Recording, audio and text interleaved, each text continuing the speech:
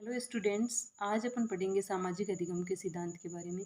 इस सिद्धांत के प्रतिपादक है एल्बर्ट बांडुरा, जो कनाडा निवासी थे और ये सिद्धांत 1986 में प्रतिपादित किया। एल्बर्ट बांडुरा ने अपना प्रयोग गुड़िया, जोकर और बालकों पर किया।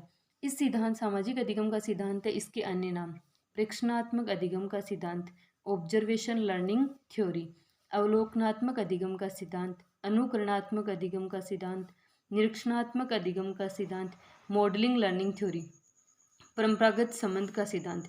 ये सारे सामाजिक अधिगम के सिद्धांत के अन्य नाम है। कई बार एग्जाम्स में दूसरा नाम देके पूछा जा सकता है कि ये कौन से सिद्धांत का अन्य नाम है। जैसे पूछ ले मॉडलिंग लर्निंग थ्योरी, तो सामाजिक अधिगम सिद्धांत का अन्य नाम है। ऑब्जर्वेशन लर्निंग थ्योरी है। अनुकरणात्मक अधिगम का सिद्धांत पूछा जाता है कि सामाजिक अधिगम सिद्धांत का अन्य नाम है। इसके बाद में देखो, जो सामाजिक अधिगम सिद्धांत में कितनी अवस्थाएं होती है, इसमें 4 अवस्थाएं होती है। एक पहली है अवधानात्मक अवस्था। अवधानात्मक अवस्था, इसमें ध्यान और समझना जैसी क्रियाएं होती है। ध्यान और समझना जैसी क्रिया होती है अवधानात्मक अवस्था में। और अटेंशन, कौन सी क्रिया होती है? अटेंशन की। इसके बाद में है धारणात्मक अवस्था। दूसरी अवस्था है धारणात्मक अवस्था, इसमें किसी भी ग्रहण किया जाता है। इंटेंशन अवस्था। पुनरुत्पादनात्मक अवस्था, पुनरावृत्ति स्मृति मेमोरी अवस्था होती है। अनुप्रेरणात्मक अवस्था, प्रेरणा या स्वीकृति अस्वीकृति का क्रिया होती है मोटिवेशन। अटेंशन, इंटेंशन, मेमोरी और मोटिवेशन, ये 4 अवस्थाएं होती है। इसमें ये क्रिया होती है अटेंशन ध्यान करने की, इंटेंशन ग्रहण करने की, मेमोरी स्मृति की और मोटिवेशन की। ये 4 अवस्थाएं हैं। अब देखो, जो सामाजिक अधिगम सिद्धांत है, इसके शैक्षिक महत्व क्या है।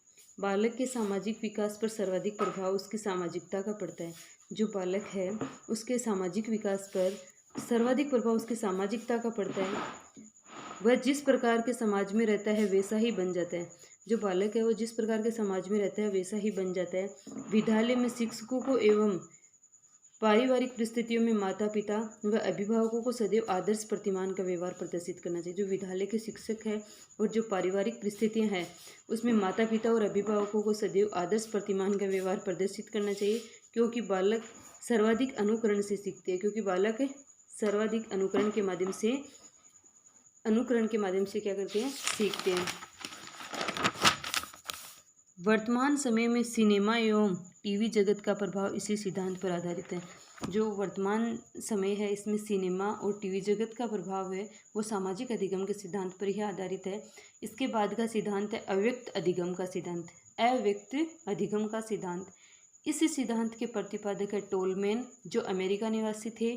और टोलमैन ने अपने प्रयोग चूहों पर किया, भूल भुलैया में। कहाँ किया? भूल भुलैया में।